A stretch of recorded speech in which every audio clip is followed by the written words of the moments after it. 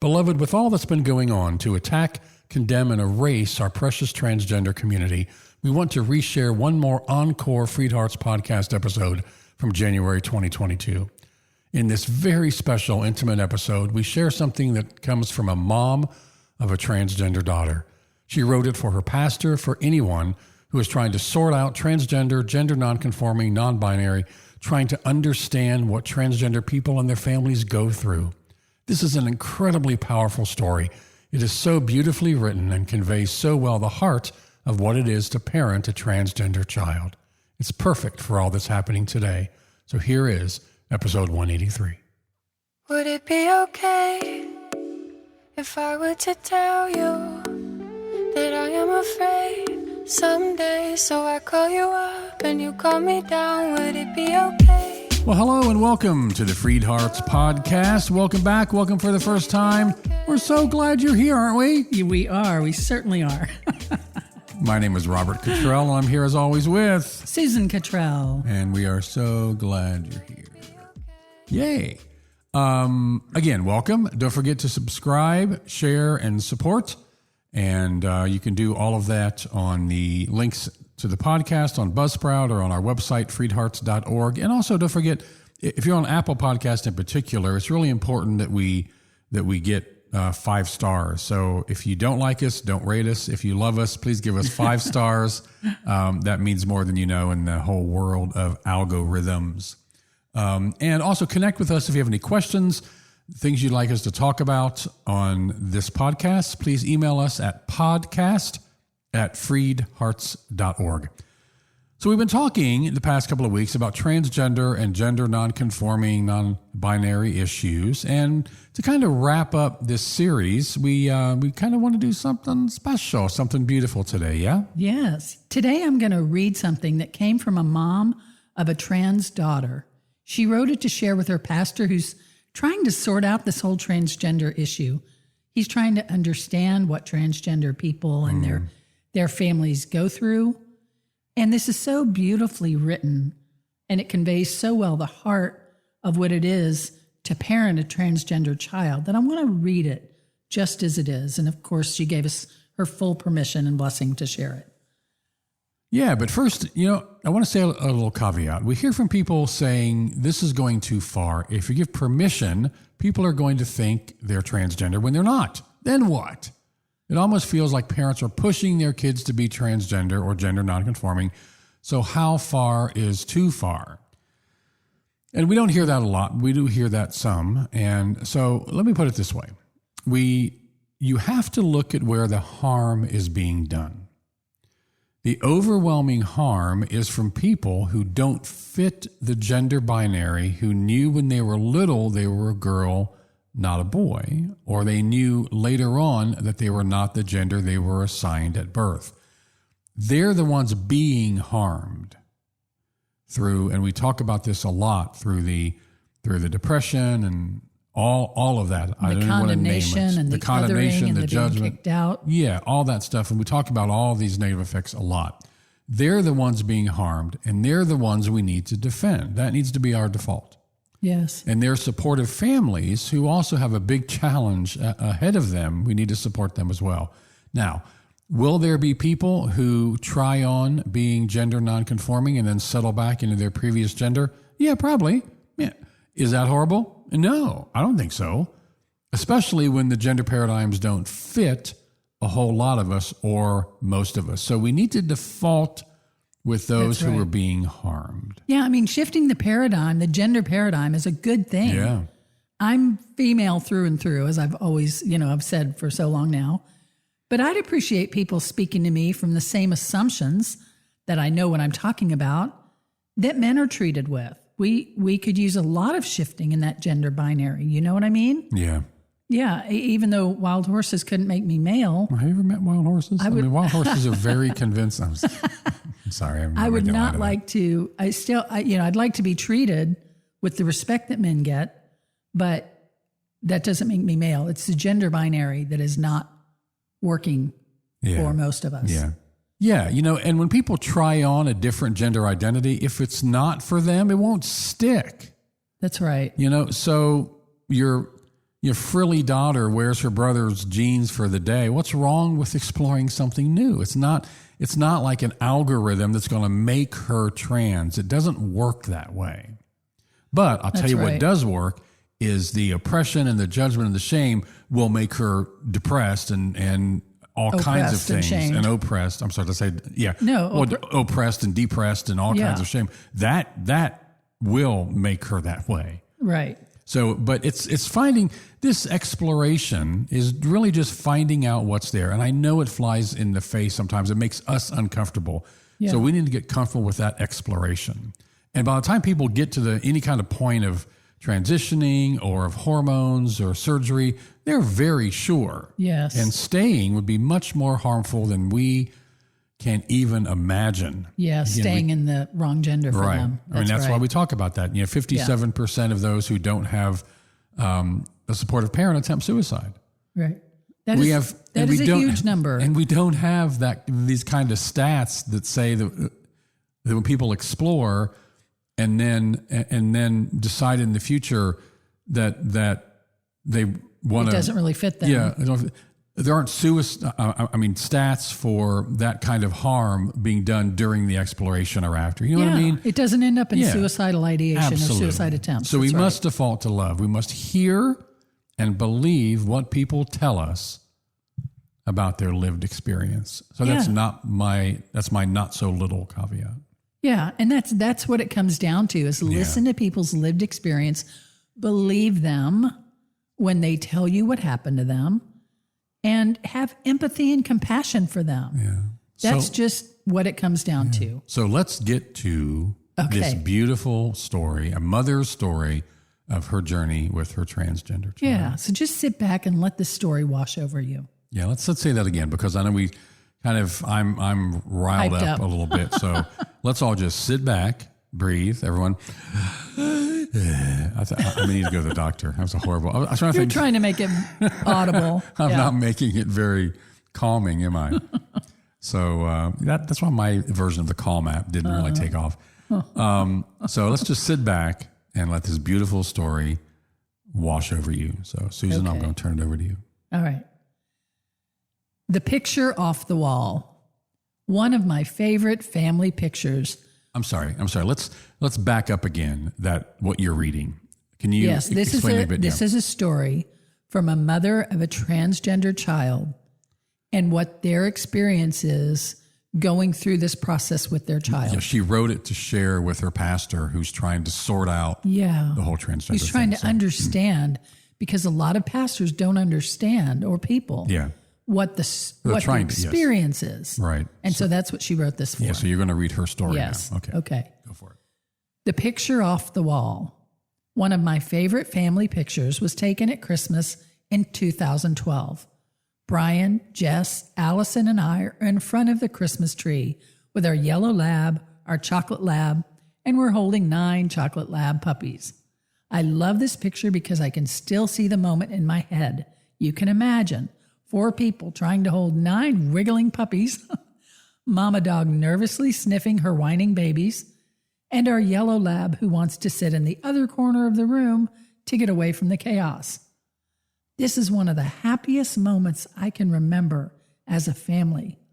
But in the picture, Jess is Josh, my 21-year-old, strong, laughing, broad-shouldered, short red-haired son. So the picture lays in a box in the attic with all the other pictures. 26 years of family vacations, holidays, graduations, birthdays, everyday days, all hidden away in a box because they are, at this point, too painful for my daughter to look at. Memories painfully locked away, buried deep down in my heart. The becoming. I have a son and a daughter, Josh and Allison. The physical becoming. Josh, Jess. Josh, Jess. Biweekly hormone shots and daily medications. He, she. Growing out her hair, teaching her to use a hairdryer, to pull her hair up in a ponytail. Jess, not Josh. Jess, not Josh. learning how to get the earrings into the newly pierced ears, painting nails. She, not he. She, not he. The challenge of bra and shoe shopping, clothes shopping. Jess. Riding waves in the ocean, and the first thing you do when you stand up from the wave is adjust your bathing suit top. Hold your dress down in the blowing wind. She.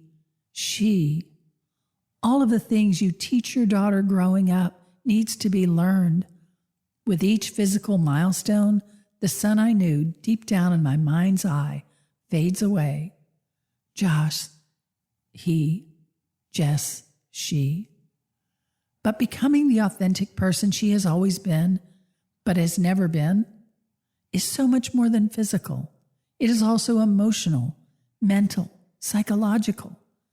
Fear of looking like a freak, fear of rejection, fear of never finding someone to love and accept your different looking body, fear of being outed, fear of being fired from your job, fear of using a public bathroom or a gym locker room, fear of going to hell, sadness and anger over a missed girl childhood, of a missed lifetime of being a sister, a daughter, tired of being a political issue, a sin issue, a social issue, walking each day with her hand in mine, her heart in mine, her fears, her sadness, her anger, carried together because she cannot carry them by herself right now. Honored, humbled, exhausted. I have 2 daughters, Jess and Allison. Family reunion, a wedding, and the elephant in the room. Where should we put Jess? In the room with the boy cousins or the girl cousins? It's granddaughter, Mom, not grandson. Jess, Dad, not Josh. She, Granny, not he. Aunt number 1, did you know? Has she had surgery? How do you feel? How does Brian feel? How does Allison feel? Is she happy? Aunt number 2, did you know? Has she had surgery? How do you feel? How does Brian feel? How does Allison feel? Is she happy? Repeat. Uncle number 1, uncle number 2, cousins 1, 2, 3, 4, 5, 6, and 7, friends 1, 2, 3, etc. Is she going to be a bridesmaid in Allison's wedding? Brother, sister. But the other bridesmaids have only known her as a he. Will she be a spectacle at the wedding? Whispers following her down the aisle?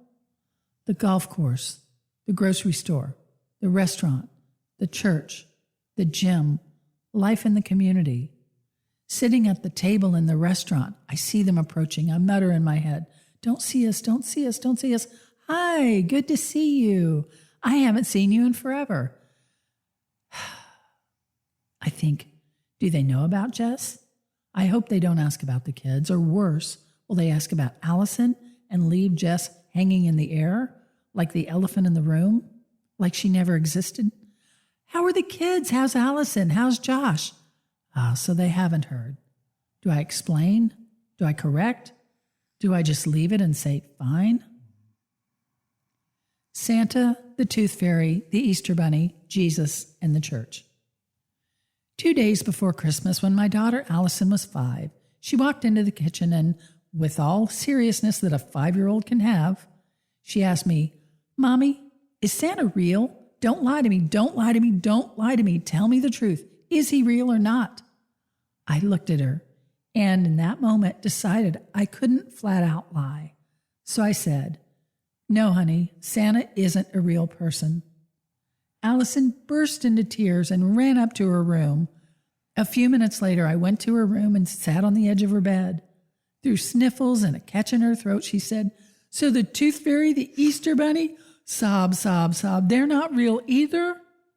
In one moment, her whole fantasy world came tumbling down. So goes my faith, my understanding of the Bible, my confidence in the church, my sureness and security of how I fit into the world, tumbling down. My daughter's transgenderness, her bisexuality, forced me back to my Bible with questions, to the verses in the Bible that I thought had been settled the truth. It forced me to my pastor, to trusted Christian friends with questions.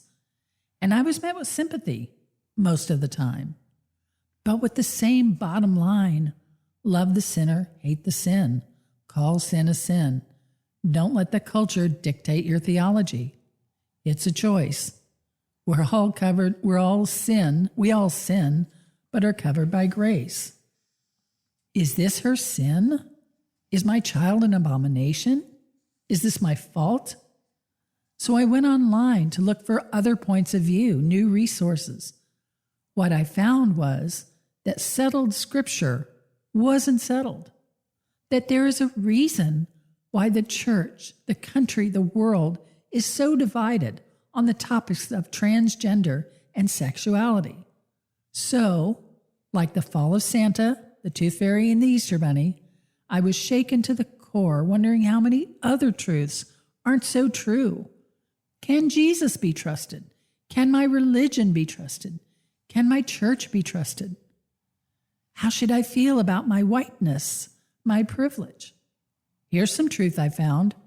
Proximity breaks down prejudice, opens the eyes to see the margins, changes the lens we see the world through. I met Kaya and Caitlin and Rob and heard their stories. I really saw, for the first time, my patients from the inner city, those who are marginalized, to see the hurt my church has caused, my religion has caused, my privileged self has caused. In my mind, I hear over and over the old children's church song. The wise man builds his house upon the rock. The foolish man builds his house upon the sand. Have I called sand rock and rock sand? What once was so clear has become murky with no anchor to hold on to. Grieving alone. I lay in bed crying. I have no son. My son is dead. The grief comes in waves. 1 minute I'm managing life, doing what needs to be done. The next moment, a boy with red hair sits next to me at church and I dissolve into tears. Grief overwhelms me again. I'm at work in labor and delivery and hear, "It's a boy." My eyes fill with tears. My daughter's high school friends are all groomsmen in her friend's wedding. Tears stream down my face. I scroll through the pictures that should have included her. I'm told, "Your child isn't dead. She's right here in front of you. Be happy she's happy. She's still the same person. This is not about you. You're not a victim here." But Josh is not here. My stubborn, exhausting, curious, funny, smart, annoying son is not here. But she is here. But he isn't here. But she is. He isn't. So I grieve in silence, heartbroken and alone. Who can possibly understand? I have a daughter, and her name is Jess. Wow. Wow. What a story. Yeah. Yeah. There's so much there. There's so much there. She ends that story about her grief, but don't miss that there's joy in there too. You know what I mean? It's the whole gamut. It's the whole thing. But what a powerful, powerful story. Yes. Yeah. My goodness. Wow. Well, I think we could not have wrapped up this, series, this third episode on the non-gender, conforming, non-binary community any better. Yes. Yes. Any more powerfully. And as we conclude this, the reason that we wanted to share this with you today in particular is because we wanted to invite you to put yourself in the trans person's shoes or in the parent's shoes or the affirming family member's shoes. Yeah. and to experience the best you can the challenges that they all face in the broader culture. Yes. I mean, that was this mom's goal in this.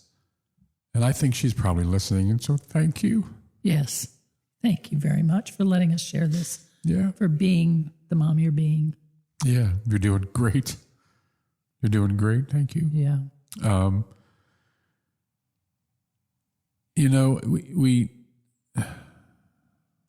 Yeah.